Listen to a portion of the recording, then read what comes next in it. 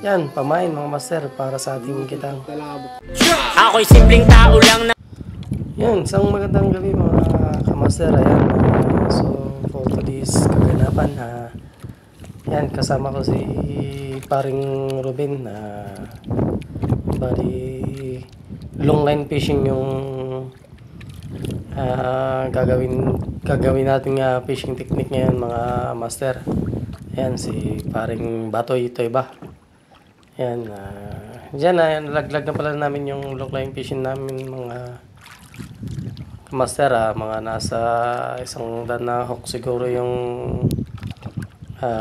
gamit namin. Yan, yun, nakachamba tayo mga isang hatak natin mga kamaster, isang dugso o long nose emperor. Ayan, may mga kasapang mga katambak. Yan mga master, hindi ko masyado nakukunan ng video yung mga paghatak namin ng pamingwit kasi ayun, medyo masama yung panahon. Yan mga master, bali inumaga na nga tayo. Yan, nagbilis ng oras.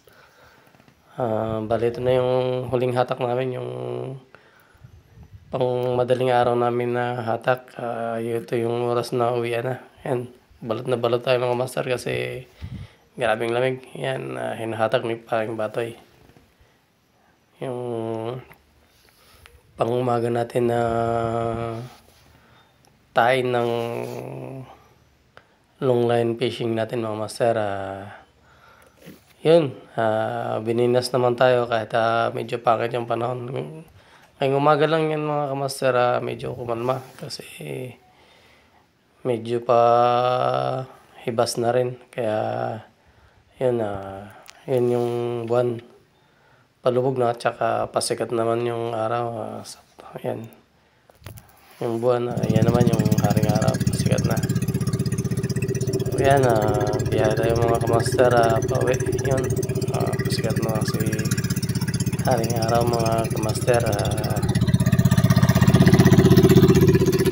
Bali medyo pinagpala naman din tayo kahit paano mga kamaster. Sana sa susunod mas marami pa tayong mahulin na isda ni paring Ruben, paring Batoy. Yan, sakto lang makapangulam tayo mga kamaster. Yan, ito lahat yung huli pala namin mga kamaster. Bali yung malaki, mabuti ng 3 kilos mga kamaster. Tingnan.